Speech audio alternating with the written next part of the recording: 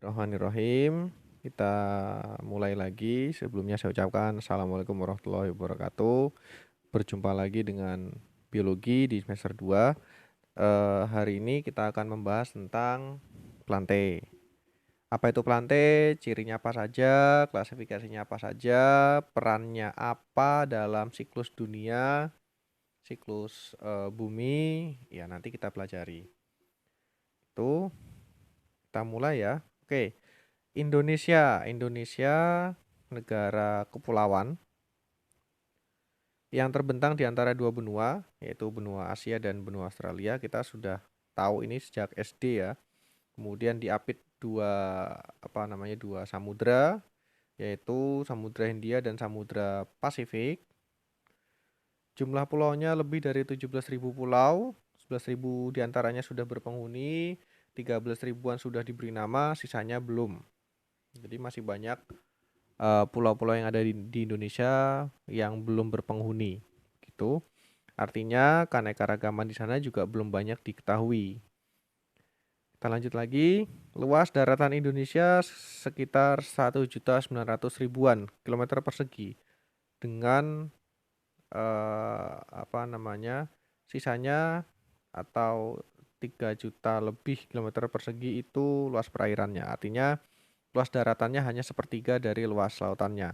Artinya biodiversitasnya sangat tinggi. Kenapa ya? Nanti bisa kita bahas kenapa sih Indonesia itu punya keanekaragaman yang sangat tinggi. Salah satunya adalah bentuk kepulauan. Bentuk geografis kita adalah kepulauan. Kemudian iklimnya lebih stabil sehingga keanekaragaman itu menjadi lebih tinggi. Begitu kemudian data keanekaragaman hayati di Indonesia yang saya ambil dari situs atau dari web indonesia.go.id.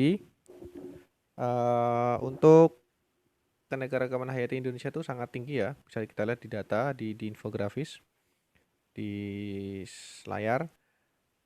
Ada 1.500 jenis alga, sangat banyak ya. Kemudian tumbuhan berspora ada 80.000 lebih spesiesnya yang diketahui. 595 jenis lumut kerak atau kita menyebutnya sebagai lumut lichens. Banyak ditemukan di batang tumbuhan, kemudian di batu-batuan, biasanya warnanya agak pucat ya. Jadi hijau-hijaunya hijau pucat karena lumut kerak itu adalah lumut yang sorry, eh, lumut kerak adalah makhluk hidup yang merupakan asosiasi antara jamur dan alga. Kemudian ada 2.197 jenis paku-pakuan, ini yang sudah diketahui. 8.157 jenis fauna vertebrata, fauna yang yang bertulang belakang. Yang ini vertebratanya atau avertebratanya datanya belum masuk ke sini, belum ada di sini. Banyak. Jadi yang invertebrata juga tidak kalah banyak. Ada 1.900 jenis kupu-kupu. Ini merupakan 10% dari total jenis yang ada di dunia. Jadi biodiversitas kupu-kupu sangat tinggi ya di Indonesia. Jadi kupu-kupu dan ngengat biasanya di sini yang yang ada di Indonesia. Jadi infografis di sini adalah yang sudah teridentifikasi. Bagaimana yang belum? Bagaimana yang belum? Yang jelas pasti banyak. Jadi masih banyak yang belum teridentifikasi. Penelitian masih berlangsung. Jadi eksplorasi biodiversitas Indonesia itu masih berlangsung sampai sekarang.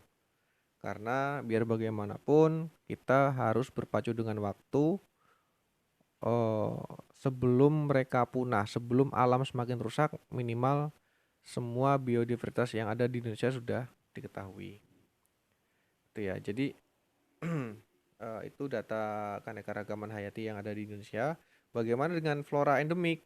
Flora endemik adalah flora yang hanya ditemukan di satu wilayah tertentu dan tidak ditemukan di tempat lain. Yang paling terkenal adalah atau yang paling banyak dibahas adalah tentang Rafflesia arnoldi. untuk floranya ya. Untuk floranya jadi yang paling banyak dibahas adalah Rafflesia arnoldi, itu ya banyak ditemukan di Bengkulu. Jadi ketika dia mekar, bunganya sangat besar, bisa sampai 2 meteran tingginya. Kemudian aromanya juga sangat khas, maka dikenal sebagai bunga bangkai. Lanjut, apa itu plante gitu ya? Jadi apa itu plante? Plante adalah apa namanya? eh kita mengenal dengan tumbuhan. Ciri kingdom plante apa saja nanti dibahas, nanti kita lihat. Kemudian klasifikasinya apa saja? Seperti tadi di awal sudah saya sebutkan bahwa apa saja nanti klasifikasinya kita bahas di pelajaran hari ini. Perannya apa dalam siklus dunia? Penting atau tidak penting? Jadi tumbuhan itu penting nggak sih dalam dalam kehidupan dunia? Atau tidak penting? Kalau misalnya nggak penting ya sudah dihabisi saja tumbuhannya. Bikin gedung yang banyak, bikin perkantoran yang banyak gitu ya. Jadi bisa kita habiskan, bisa kita habisi itu tumbuhan. Kalau penting ya kita jaga semaksimal mungkin agar tumbuhan itu tetap lestari. Kita lanjut. Ini ilustrasi dari apa namanya evolusi dari tumbuhan. Jadi tumbuhan itu berasal dari apa namanya alga hijau. Nenek moyangnya berupa alga hijau berevolusi menjadi tumbuhan non-vaskular, artinya tumbuhan-tumbuhan yang belum memiliki jaringan pengangkut. Di sini ada kelompok moses. Mos itu tumbuhan lumut daun atau lumut sejati. Ada lumut hati dan ada lumut tanduk. Kemudian berevolusi menjadi tumbuhan vaskular atau tumbuhan berpembuluh angkut. Yang pertama ada tumbuhan non biji. Jadi tumbuhan sudah memiliki jaringan pengangkut tetapi belum memproduksi biji. Siapa mereka? Mereka-mereka yang tergolong ke dalam tumbuhan non-seed atau belum berbiji adalah tumbuhan-tumbuhan paku ya. Jadi tumbuhan paku-pakuan. Kemudian ada juga tumbuhan yang sudah berbiji. Nanti dibagi lagi menjadi dua, ada konifer atau tumbuhan berbiji terbuka. Dia belum memiliki struktur reproduksi seperti bunga, jadi masih menggunakan strobilus. Daunnya kaku ya, jadi kaku, tipis, kaku, kecil, itu konifer. Meskipun ada yang berdaun lebar seperti melinjo.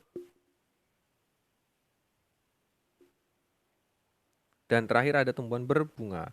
Tumbuhan berbunga itu cirinya adalah tumbuhan yang berbiji tertutup, kemudian memiliki organ reproduksi seperti bunga, penyebarannya menggunakan biji, nanti di dalamnya dikelompokkan lagi menjadi tumbuhan monokotil dan dikotil.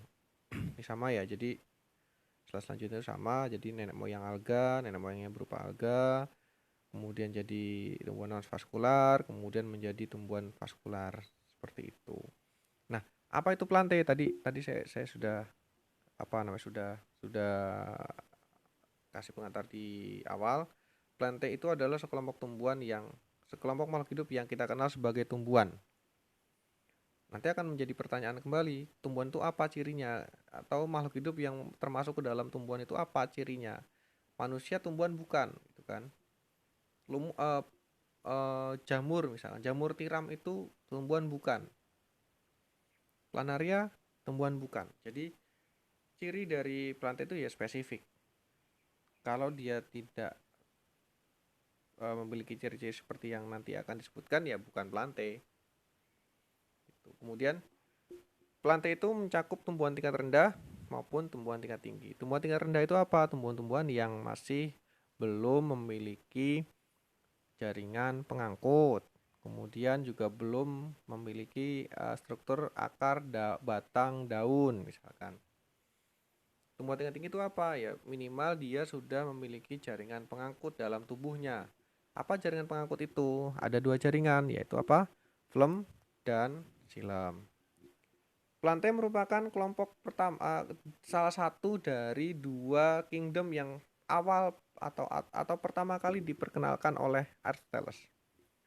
Dulu Aristoteles membagi makhluk hidup menjadi hanya dua kelompok saja, yaitu kingdom Plantae dan kingdom Animalia. Dasarnya apa? Dasarnya hanya dari pergerakannya saja. Jadi yang tidak bergerak masuk ke dalam Plantae, yang bergerak masuk ke dalam Animalia. Dalam perkembangan ilmu pengetahuan, kingdom itu kemudian berkembang menjadi 5. Jadi ada Plantae, Animalia, kemudian Fungi, Protista, Monera, ya. Gitu. Kita lanjut. Ciri Plantae itu apa? Ciri Plantae itu adalah yang pertama eukariotik. Coba nanti cari eukariotik itu apa, dilengkapi di catatannya. Eukariotik itu apa? Bedanya dengan prokariotik itu apa? Kemudian ciri keduanya multiseluler. Semua tumbuhan itu multiseluler. Semua tumbuhan itu multiseluler, tidak ada yang uniseluler. Tuh. Kemudian memiliki dinding sel yang didominasi oleh selulosa. Karena yang berdinding sel itu tidak hanya Plantae. Fungi dan Monera itu juga berdinding sel. Hanya saja komponen penyusun dari dinding sel mereka itu bukan selulosa. Kemudian yang selanjutnya, ciri selanjutnya, Plantae itu mampu melakukan fotosintesis. Mengapa mampu melakukan fotosintesis? Karena anggota dari Plantae itu memiliki pigmen fotosintetik, yaitu klorofil A, klorofil B. Ini yang paling umum ditemukan. Meskipun nanti pada beberapa tumbuhan juga ada pigmen-pigmen lain yang bisa digunakan untuk fotosintesis. Mengalami pergiliran keturunan. Di sini yang saya ambil contoh adalah nanti pada tumbuhan lumut dan tumbuhan paku.